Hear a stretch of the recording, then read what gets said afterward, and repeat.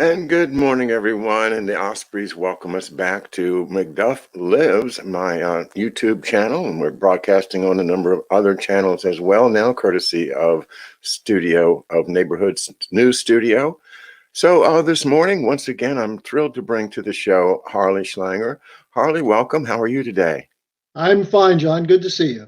Good, good. I know you've been very, very busy. You just sent out a very interesting essay that I haven't been able to absorb yet, but I know the subject matter. And so maybe you want to tell us this is right on the cusp of your production, right? You just wrote this, so it's right on your mind. Share it with us, the general ideas, please. I just finished it last night. What we're looking at is we have a conference coming up a week from this Saturday, a 2-day online conference in the Schiller Institute on the new administration 2 months in. And we're taking a look at this, trying to peel away the media hype, and then on the other side, just the trashing coming from the previous administration, and take a hard look at what's going on. And what I've written, I've done 2 articles in the last week. The first one was on how Biden's policy is actually following Pompeo's policy when it comes to foreign policy. And of course, this was different from what Trump promised and what Trump tried to do his first 3 years when he tried to work with Putin, tried to work with Xi Jinping. I mean, people forget that Trump called Xi Jinping his good friend, and they were working together to disarm North Korea. And then the whole COVID situation hit, and I think he was poorly advised to blame China, as opposed to his original tack, which was to say that the privatization of medical care, the Obamacare policy, left us unprepared for what we got hit with. Same thing with Europe, had the same problem. But in any case, Pompeo took advantage of Trump being tied up with COVID and with the election to go on a rampage against China, against Iran, against Venezuela, against North Korea, against Russia and China, and even against Syria. We have these new sanctions against Syria called the Caesar sanctions, which are causing hunger in a country that hadn't known hunger in a really long time. You have the escalation against Russia with sanctions under Pompeo, the threats against China. And then Biden comes in and they say, oh, don't worry, he knows what he's doing. He's going to have a shift in policy. And people forget the original pivot to Asia was under Obama and Biden. The anti-China policy, the Trans-Pacific Partnership, the confrontation in the South China Sea, all of that was going on with Obama. And so Biden is picking up where Pompeo left off in terms of strategic policy. And there's some very interesting quotes on this, but the most recent thing is they're going to have new sanctions on Russia on the what's it called, the storm, solar winds, the solar winds alleged hack. But then it was announced in the New York Times, and because it's the New York Times, I'm not sure it's true, but the U.S. has announced 3 weeks of cyber warfare against Russia. Now, first of all, why do you announce it if you're going to do it? Secondly, why do you do it? What's the point? And so we see Biden ramping up the challenge to Russia, threatening China. And I think that was one of the points that I made. It's the same old geopolitical strategy. And that that's exactly it. There's the article. So as I said, it's the New York Times, so take it for what it's worth. But I think in something like this, they're probably telling you the truth. Now, the second thing I wrote about was the climate change question. And of course, I know you're interviewing some of my colleagues from EIR on this. We've put out a special report on it. I did a very important article on identifying the renewables as part of the problem and deregulation as the other part of the problem. But the Biden administration appears to be going all in for climate change. And they just put out their latest report. Let me see if I can find it here. It's the National Security Report for 2021. I don't have it in front of me. But what it asserts is that climate change is part of our military strategy. that we're using this as a way to address the problems of undemocratic countries. Now, what does that mean? I mean, I don't have any idea on that. What the heck it's a does, bizarre statement. If I can find it here, it comes from Blinken. It's part of the Great Reset. Well, actually, I'll have it up on my website if people want to see it. Well, yeah, okay. The Pentagon is saying that this is a national security priority. Now, why? Because they're expecting the New York City to get flooded. I mean, maybe at this point, Andrew Cuomo would be happy for something to take people's minds off his sexual harassment charges. But I think more importantly, the climate change issue is integrally connected to the Great Reset. And the Great Reset is, to me, the greatest strategic threat to the human race. Because the idea that you're going to take all economic policy out of the hands of elected officials, especially out of the hands of Congress and parliaments. And we know, look, the Congress is terrible, the parliaments are terrible, but are the central banks better? Are the central banks more trustworthy? The Great Reset of the Davos and the World Economic Forum says, give to the central banks the power not just to handle credit and monetary policy, which they've already botched terribly with their virtually free money for speculators, but also fiscal policy, spending policy. And they're going to have teams of technocratic experts. And whenever I hear technocratic experts, I think of the International Monetary Fund and Perkins' excellent book, Economic Hitmen. That's what they're going to do. Give the economic hitmen control over the budget.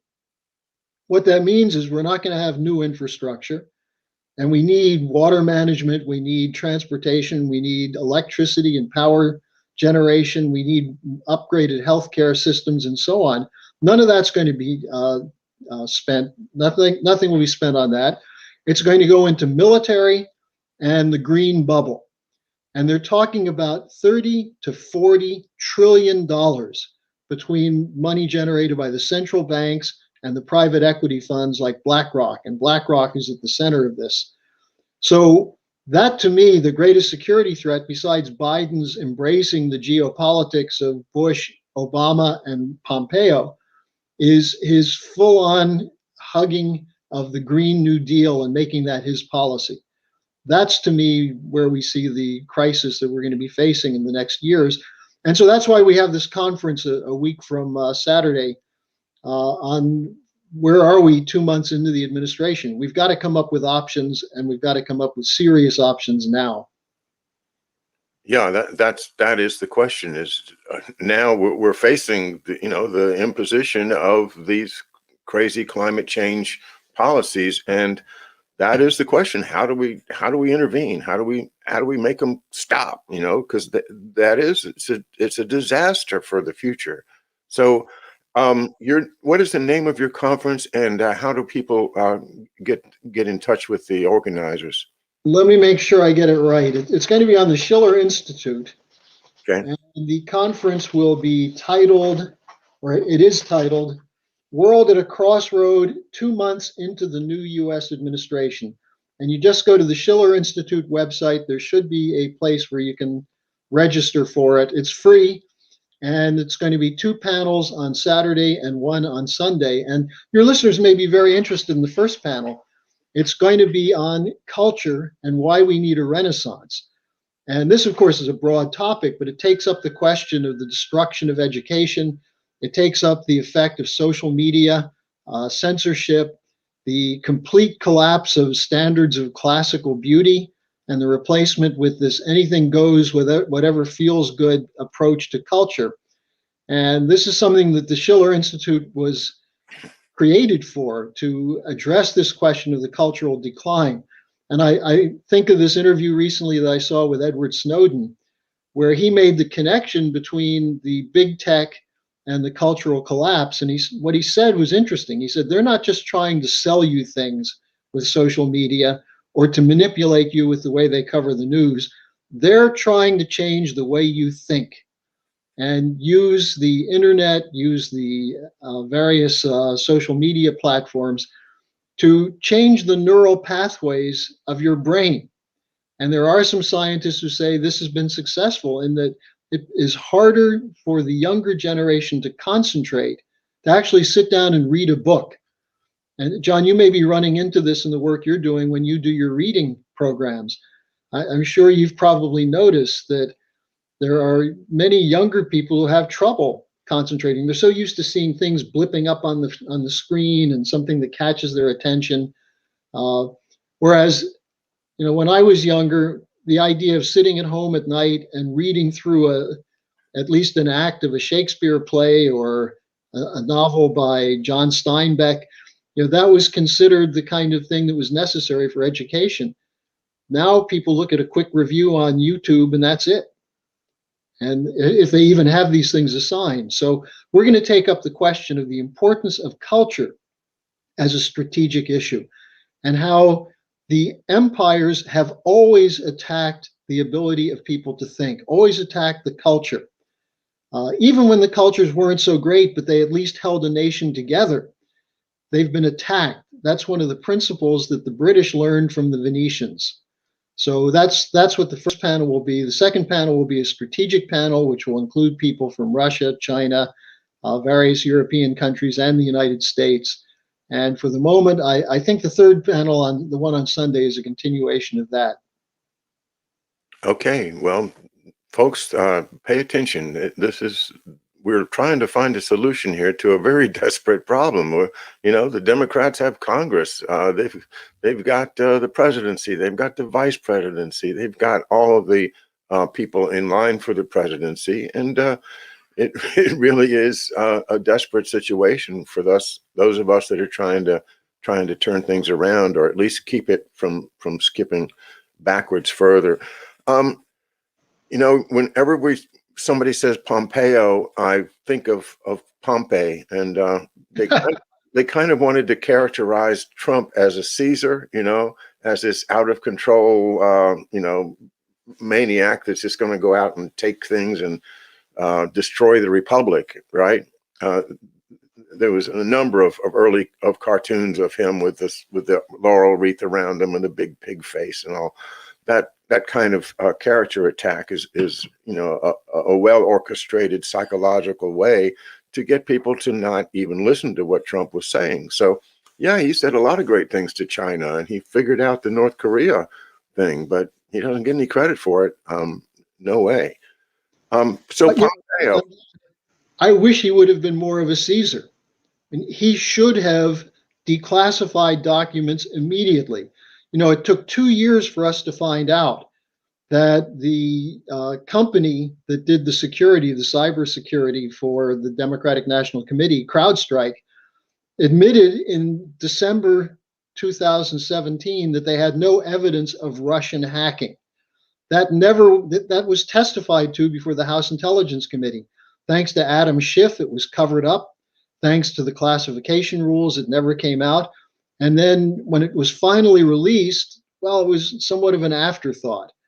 I wish Trump would have actually run herd on the intelligence community that summer, the summer of 2017, and stopped Russiagate in its tracks, because that's why he didn't get a bigger agreement with Putin. That's why he didn't get a full trade deal with China, because of the sabotage by the military industrial complex, for lack of a better term. But what we're really talking about with that is not just defense contractors, but the consulting firms, the think tanks, the media, the corporate conglomerates, the ones who benefit from the free trade agreements and the quantitative easing policy.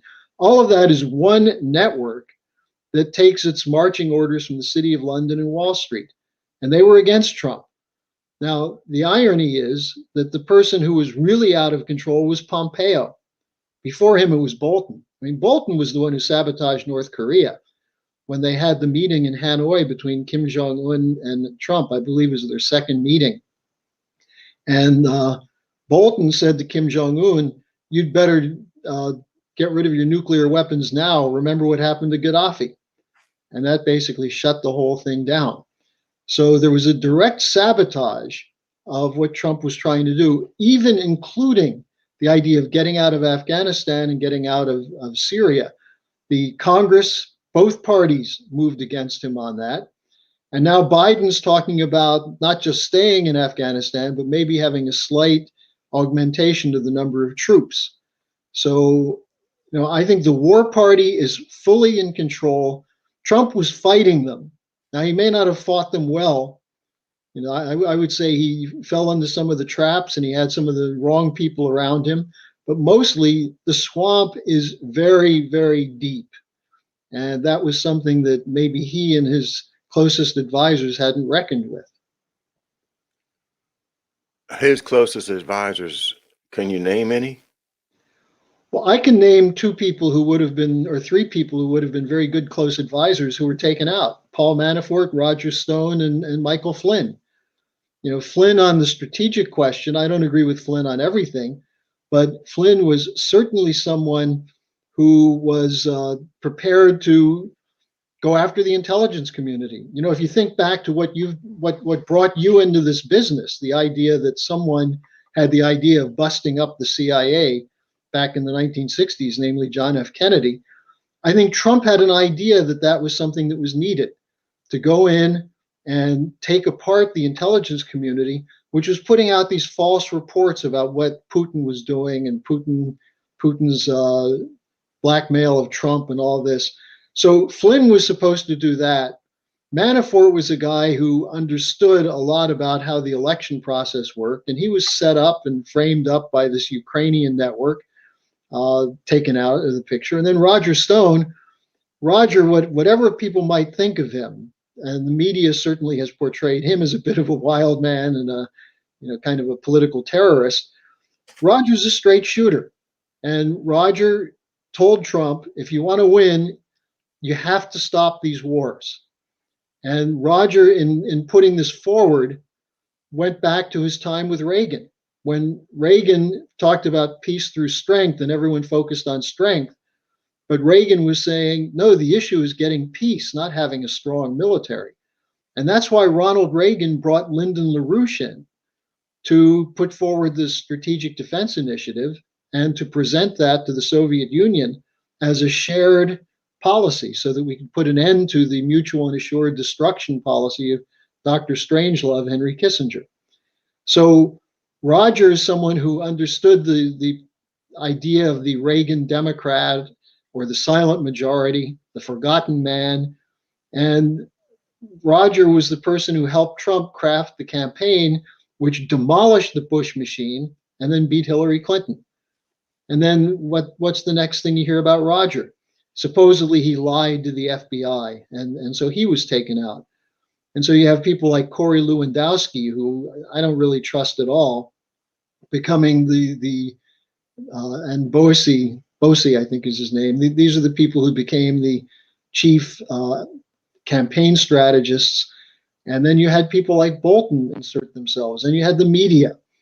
And the media played a certain role in pushing the buttons of Trump so that they used this right-wing, left-wing thing. And I think Trump, to the extent that Trump and some of his supporters think Joe Biden's a socialist, that's a laughable proposition.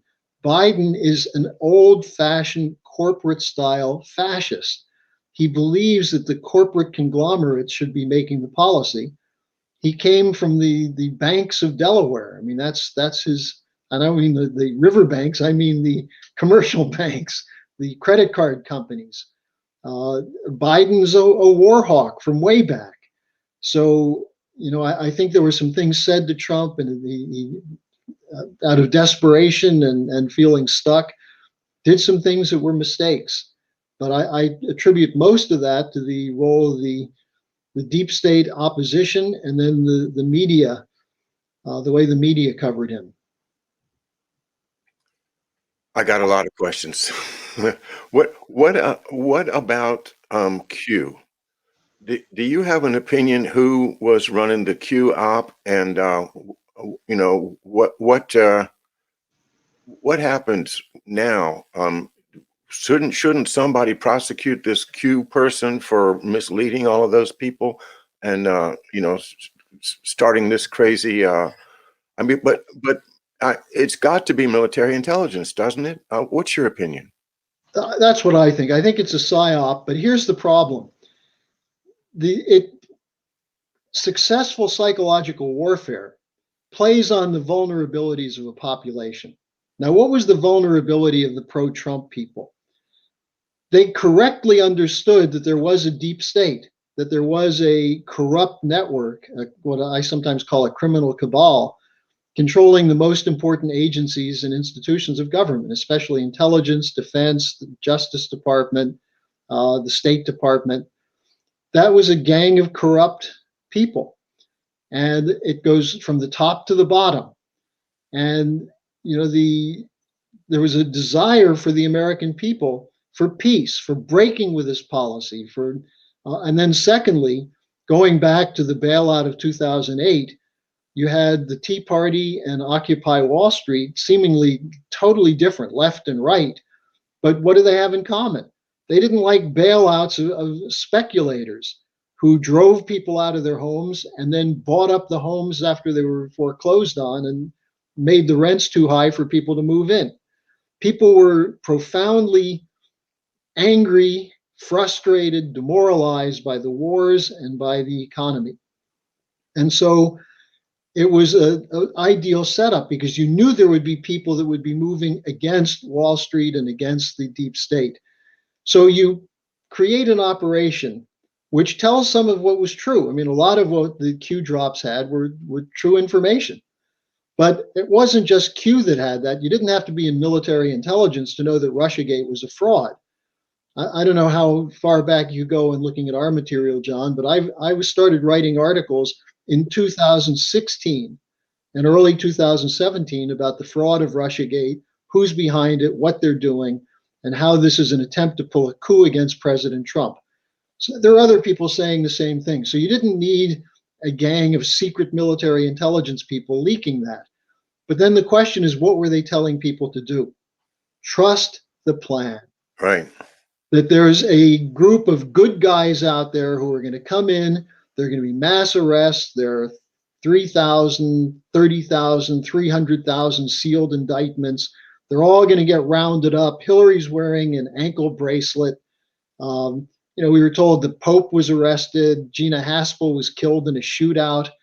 Now, not all of this was Q, but this came from this overall environment, which basically said that there are good guys out there and there are bad guys, and the bad guys do such things as run coups, run pedophile networks, and all of that is true. The question is, how do you fight it?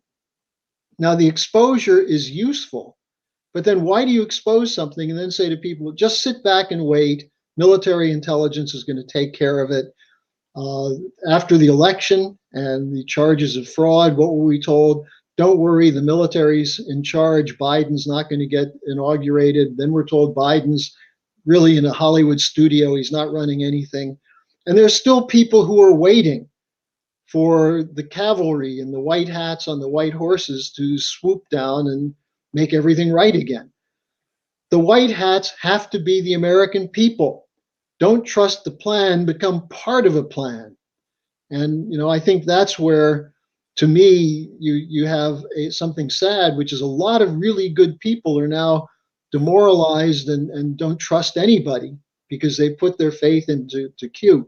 Now, one other thing about Q, which is very significant, there are a series of articles by people who follow military intelligence closely, who point out that the whole Q operation was designed like a video game so that you could bring people in, almost addict them to waiting for the daily drops. And then, like fantasy football, you gather around the water cooler and talk about who's the latest pederast who's been exposed.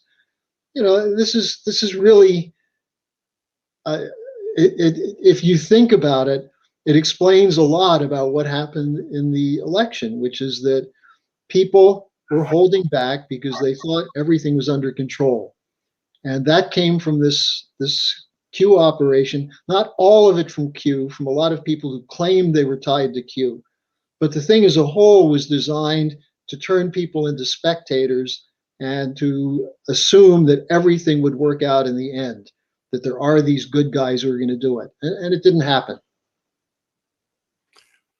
So this tells me that whoever is in charge of military intelligence has been against Trump for the whole 4 years. And, that conceived this idea in order to make sure that his followers get steered off of the playing field and become spectators in a game that they already knew how to control. And now those people who came, and there's a couple thousand of them on a list now, are going to be visited by the FBI, and some of them have been told, "Hey, we're going to be surveilling you. We're going to be watching you." We got All of us, we're all going to be watched. But yes, let me give you an example of when we talk about military intelligence. Remember Pompeo's background. He went to West Point, had a brief military career. One of his sidekicks from West Point and in the military was Mike Esper, who was defense secretary. You had this network. Now, what Pompeo had an opportunity when he was CIA director to blow Russiagate out of the water. President Trump asked him to meet with my friend Bill Binney. Binney was the technical director of the National Security Agency. He was one of the original whistleblowers back after 9/11, pointing out that the whole operation was set up to basically make a lot of money for the computer companies and not to do the kind of targeting that would actually get criminals and terrorists. Now, Binney he's a computer genius, and he and some of his friends from the Veteran Intelligence Professionals for Sanity did a test on how you would hack into the DNC computers. And what they found out is that based on timing and other aspects of it, there's no way that this was a hacking job, that it was done as an inside job on some kind of thumb drive or something like that. So Trump heard about this, and Trump asked Pompeo, who was CIA director at the time, to sit down with Binney and find out what he has to say. Pompeo had a 1-hour meeting with Binney, and Binney went through the evidence. And had Pompeo then come out publicly, or had he done a real investigation of who in the CIA who had been working with Brennan was responsible for the fraud of Russiagate, it could have been blown up at that time. Instead, he said to Binney, well, I tend to believe the intelligence professionals that work here. So he dismissed Binney's charges. Now, had he didn't even go to some of the people Binney told him to talk to confirm it. He had no intention to do that. He was covering up for the Brennans, for the Clappers, for the Comeys, for the Andrew McCabe's and Sally Yates and the others who were the Russiagate crowd. So why do people who are Trump supporters think Pompeo is a great ally of Donald Trump? They've been completely bamboozled. And now if you look at what Pompeo is saying, he's going after Putin. He says we need more sanctions against Putin. So, I think this just shows you how these intelligence operations, it's not just military intelligence, it's the way intelligence is done now using social media and things of that sort. Remember, the whole computer revolution started with DARPA, the Defense Advanced Research Program, in conjunction with Stanford and in conjunction with a bunch of LSD poppers out on the West Coast. yeah. Well, in defense of some, and I think a large amount of the Trump voters, I think not only myself, but and I've been following George Webb now for over 3 years, maybe 4 years. He's been on to Pompeo for a long time. Yeah. And I think most of us that were supporting Trump out of just sheer patriotism and the desire to return to the natural development of our country, as opposed to spending all of our money overseas, taking over other countries. Those of us that see the essence of our country being taken away out, just eroded underneath of our feet. Yeah. We see the people that are part of this problem, and Pompeo is definitely have been part of the problem the whole time. And I don't know why Trump didn't get rid of Pompeo early when he saw that, hey, he didn't do what I said. I said, go listen to Benny. He didn't listen to Benny. And Trump then had the duty to investigate further. And why? Why didn't you listen to Benny? Well, because I'm protecting McCabe. I'm protecting the whole thing. The house of cards will fall down, Mr. President, if we don't protect, this secret. The whole house of cards will fall down. That's also what Mitch McConnell said to Trump, supposedly, about not pardoning Snowden and Julian Assange. Because if you do that, then whatever goodwill you have in the military and military intelligence, you'll lose. Now, again, I personally believe that most of our military didn't support the way these wars were conducted. Many of them, because they're patriots and because they did their duty, were involved in these wars. They saw what was going on. In fact, many of the people who are veterans from Afghanistan and Iraq are the most strong anti-war people.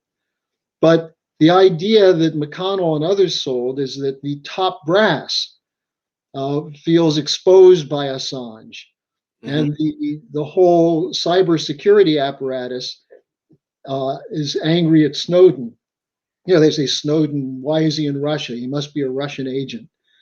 So McConnell went to Trump and basically said, if you pardon these two, you're finished. And whether that was actually said directly to Trump or whether that's what Trump interpreted from McConnell, even though there were hints that he was going to pardon them, he didn't. And I think that's one of these questions that you have to ask. If I had a chance to sit down with Donald Trump, I'd remind him that I was there the whole way defending him on Russiagate and against this criminal cabal. Why weren't you more aggressive in taking them down? If Gina Haspel was sitting on classified documents, why didn't you fire her? And of course, what's the answer? Because his lawyers told him, you got in trouble initially for firing Comey. Don't make the same mistake again. What were they going to do? Impeach him a third time? They're trying. Yeah. They'd do it tomorrow if they thought they had a new chance at it. Well, they're trying to put him in prison now. They're escalating these attacks around the New York District Attorney. You have the Georgia investigation on whether Trump was suborning a felony by telling the Secretary of State to find some votes. These are serious investigations. And it's clear that from the standpoint of the deep state, they know they were severely challenged by the Trump administration and by the support for Trump from the population, which showed up on election day. So they're trying to not just make an example of him, but of his supporters.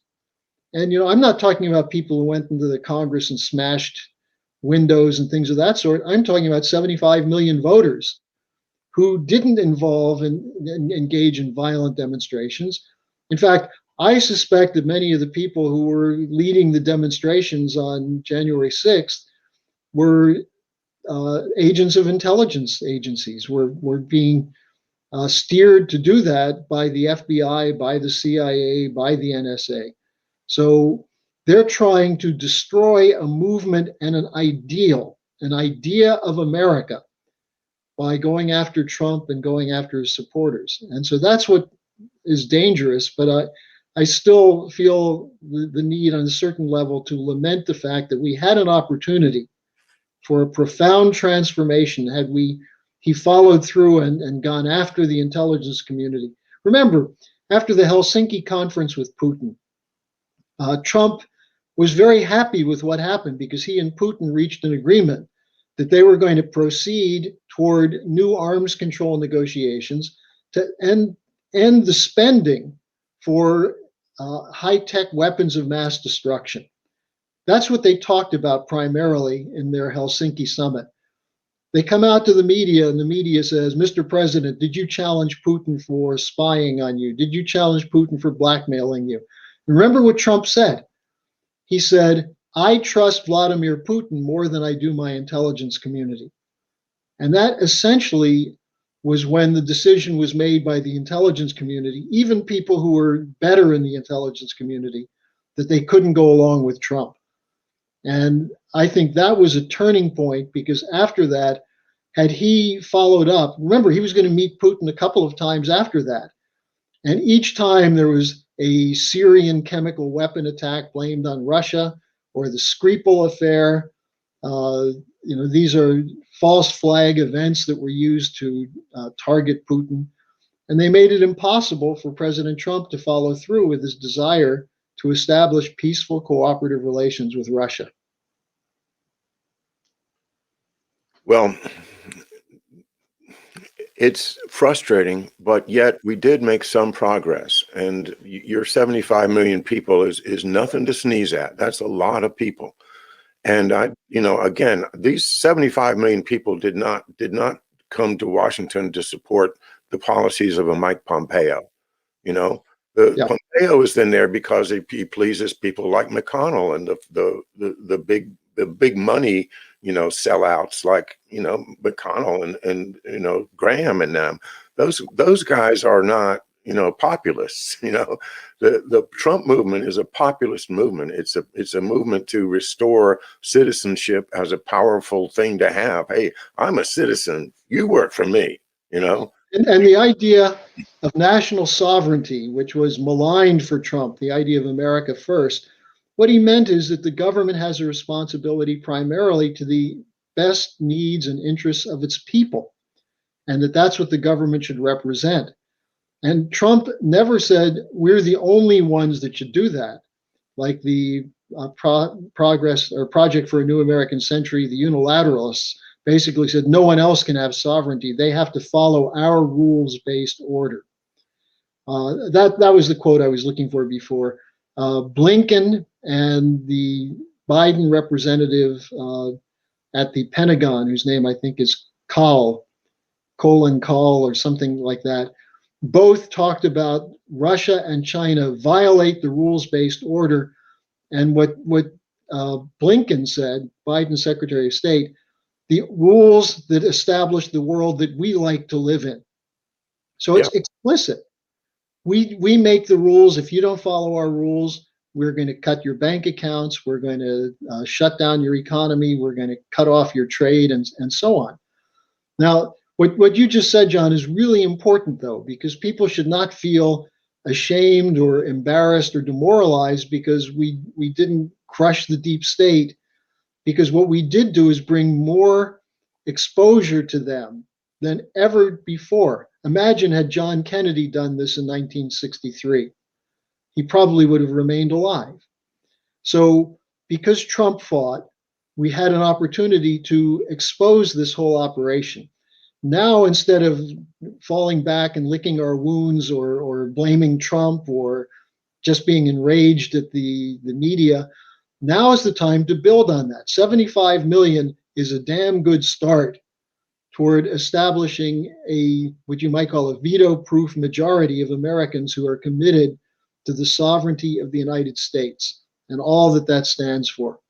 So I look at it as the purpose of my organization, the Larouche Organization, to give people an in-depth understanding from a historic standpoint as well as from a current strategic standpoint.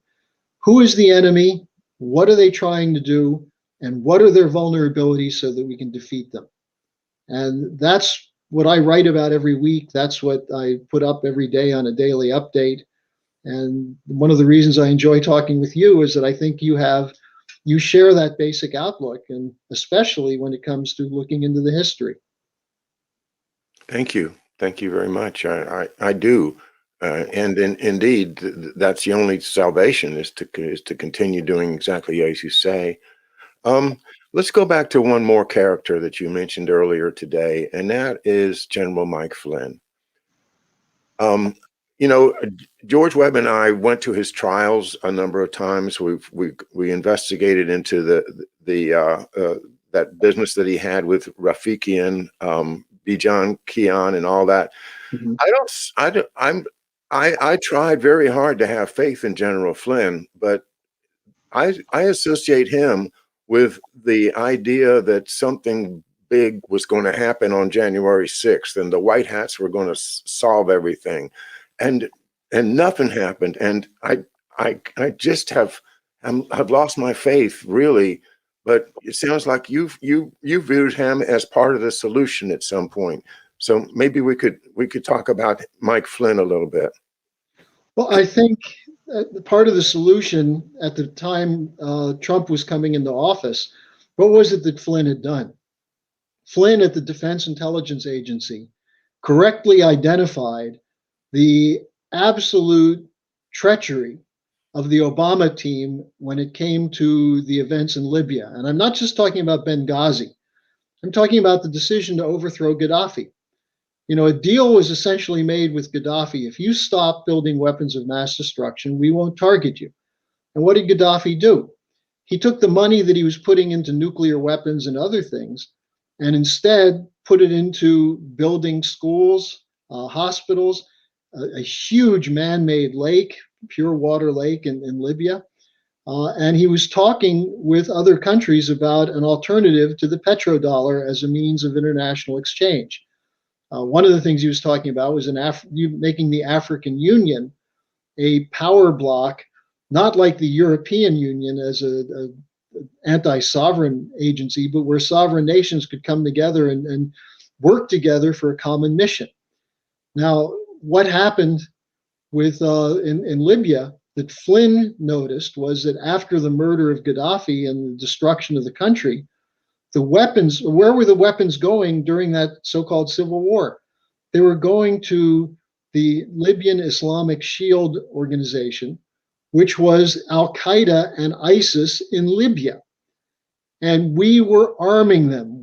I mean the CIA, US mercenaries were providing weapons to overthrow Gaddafi. Those weapons, many of them were then collected and went through Benghazi into Turkey and ended up in the hands of ISIS and Al-Qaeda and al-Nusra in Syria. Flynn saw that. And while everyone was thinking the Benghazi issue was the real treachery, the treachery was the coup, the regime change. And this, as part of a broader commitment to regime change, it went back to the Arab Spring. The whole idea was that because the Arab world was moving toward real disruption, let's use that to bring in regimes that we can use to make sure there are no national regimes. Who was overthrown? Gaddafi was a Libyan nationalist. Assad is a Syrian nationalist, wasn't overthrown, but he's still surviving thanks to Russia. Saddam Hussein, with all his problems, was an Iraqi nationalist. He wasn't a religious leader. Who was the US supporting? The Saudis, which is a theocratic regime. The Greater Israel fanatics around Netanyahu, a theocratic regime. We prefer crazy theocracy to nationalism. That's the geopolitical doctrine of the British. So Flynn saw all this, and Flynn wrote several memos exposing how the CIA was recruiting, training, and arming the terrorists in Syria, supposedly through providing backup to the moderate rebels. Now, who's a moderate rebel? Basically a pass-out or pass-through for the crazy fundamentalists. So Flynn exposed that. He ended up being fired by Obama. And then what happened? Well, Stefan Halper and a whole group of these CIA, FBI, MI6 operatives tried to set him up in London, the same way they tried to set up Papadopoulos and Carter Page. This is the network that was behind Russiagate. So the desire was to wipe Flynn out. But Flynn fought back, and Flynn supported Trump. And Flynn provided Trump with a real national security picture. And as I say, I don't agree with everything with Flynn because I think he's been recruited into an anti-China posture. But I think that's more recent. What Flynn was largely committed to was getting the military out of these regime change policies and making sure that we have a clear view of who the enemy is. And I think some of what happened afterwards, especially around the election, is that there were some not very good networks that were military intelligence that diverted Sidney Powell and Flynn to blaming China for the charges of vote fraud, when, as many people that I talk to with intelligence connections say, vote fraud was not done in Italy or in Frankfurt or in China. It was done in NSA headquarters, and if it was done outside of the US, it was done at GCHQ in London. Why would you go to Italy or Frankfurt or to Sofia, Bulgaria, if you can run it through secure operations in the United States? Well, supposedly to take it offshore, and there may very well have been components of this that were offshore. But I think Flynn was diverted from going after the networks that he knew were the bad guys. And I think this undermines Sidney Powell. Remember, Sidney Powell was talking about Smartmatic and the British Lord Malloch Brown. These are the people who had the capability. If there would have been computer fraud, these are the people who would have done it. And instead of focusing on them, we started looking to Beijing and to offshore Chinese networks in North Korea. And, people's eye got taken off the ball. And I think that's what happened to Flynn. But I think on the whole, he's a patriot. He was brutally treated by the FBI. And I think the president trusted him because he stood, he stood by him, and Trump pardoned him. So, I think that Flynn's greatest contribution would be to come forward now and lay out what he did already expose, not all public, but lay out what he knew about what Obama was doing and the Obama-Biden networks were doing in the Middle East from 2012 or 2010, from the Arab Spring up to 2016. Well, thank you. And it sounds to me, let me ask you though, straight up, if President Trump decides to, and he has a political organization, and he's reaching out to people in Congress, offering to support them. He has a number of candidates and Congress people that are accepting and saying, "Yeah, I want Trump's support." It's going to be a big battle within the Republican Party, but is this how we can maybe move forward, by supporting those candidates that President Trump decides to support? And if President Trump did throw his hat in the ring for another run at the presidency, how do you answer the critics that are, and we have some on our chat, and I would like to just throw it right out there. Hey, Trump was used. Trump was used to set up all of these good people that came to Washington. Trump was used as somebody that they could just put into office, and it was all military, the military intelligence people that put him in there in the first place to be a kind of a Pied Piper, to bring all the patriots together and keep them irrelevant until the very last minute, when all their hopes are dashed. And that was the way it was all set up from the beginning. There's a lot of people that are taking what cynical, but on the other hand, well, so what do you think? I think that's demoralization. I think what we've seen is an incredible fight for the last 4 years, a fight for truth against the most despicable liars and cutthroat murderers that we've ever seen running a country in the United States. And we fought them toe to toe, head to head, and didn't win this time. But in the process, we built up a reserve force in the American people. And instead of being demoralized and turning on Trump, learn the lessons. Now, to get to the first part of what you were saying, I think it's too early to 24 and to say, well, the new cavalry will be Trump riding into the White House in 2024. There's so much that has to be done to get to 2024. We've got to stop the Great Reset now. If we don't stop the Great Reset and Green New Deal, we're not going to have a country in 2024. Now, the problem is that if people are saying, well, don't worry, Trump has a plan, Trump will do it, that would be a mistake. Now, I'm not saying he does or he doesn't. Remember, he pulled us out of the Paris Climate Accord. That was one of the first things he did. And one of the first things Biden did was put us back into the Paris Climate Accord. So let's take the lead from what was done positively by Trump. We've got to fight the Green New Deal every step of the way. I think there are a lot of Democrats in the House and Senate who aren't happy with the idea that we're going to shut down every coal-fired plant, every nuclear plant, every natural gas plant in the country, and have all our electricity coming from windmills and solar. I think there are a lot of Democrats who still represent districts where there are factories, where there are working people who have been given the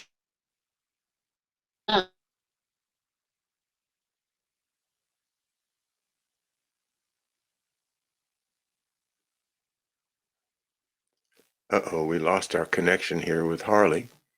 here it is coming back. There we are. Okay.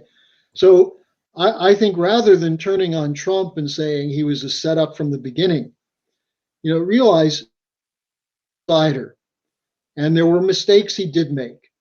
And the biggest mistake was underestimating who he was up against. And now some people are going to say, oh, you're wrong. He knew what he was up against. Well, if he really knew it, he should have pulled the plug on it from the day one when he got in there and not made any concessions. Now, the people say, well, he would have been shot. Well, that's the risk you take. If you run for president, you have to put yourself forward as someone who's prepared to, if you're sending troops into battle, telling them they may die for the country, if you're the president, you have to be committed to do what you can with your life to make sure the country progresses and develops. So rather than saying, oh, it was all a setup, he was controlled by the Netanyahu crowd, Sheldon Adelson, Mohammed bin Salman, he was a bad guy from the beginning. I don't buy that for a minute.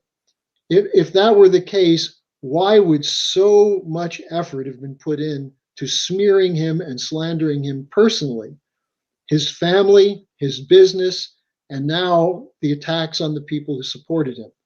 I think there was a genuine revolutionary movement starting to come together. And this so terrified the establishment that they pulled out all the stops to shut it down. And now we have to, instead of retreating, instead of pointing fingers at Trump or at this one or that one, we should look at the people. Who was it who was not serving his interests in his cabinet? And that's where the Pompeo question comes up. And Bill Barr, that's another question. What was Barr doing? So, and you and I talked about this before. He has a Bush pedigree. So did Trump not know that? Of course he knew it. And Barr did some useful things. But one of the things Barr did, by the way, in defending Trump with the Mueller report was also to give Mueller a pass, because Mueller did say there was Russian interference and Barr never challenged that.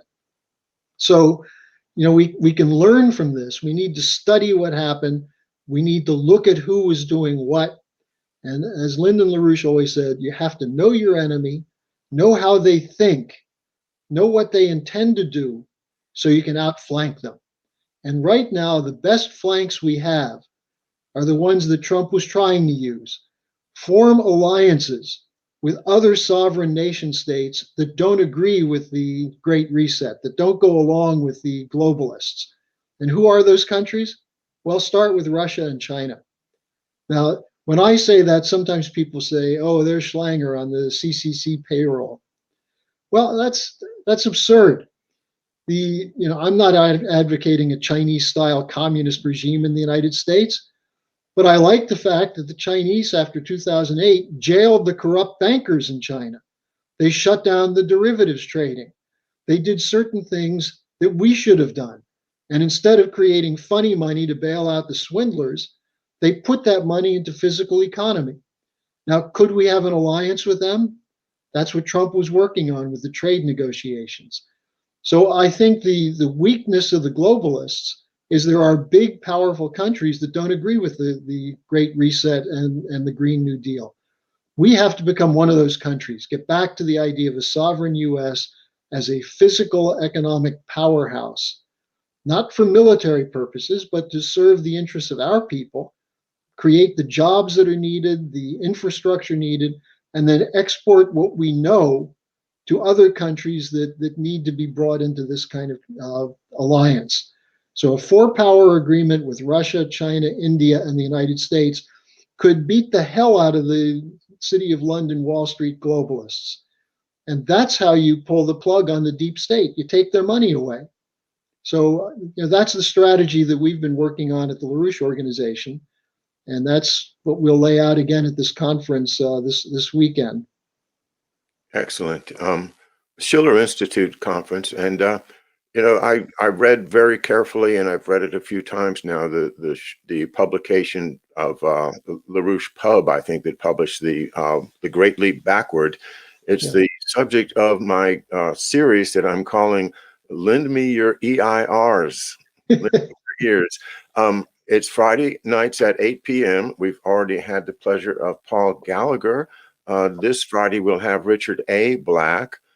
Richard A. Black is not the Colonel Richard H. Black. He is an economist who is, I spent some time on the phone with him before this show, and he is a China expert and has got lots of good news, I think, to tell us on Friday night about China and what they're doing internally over there that we never hear about here in the United States.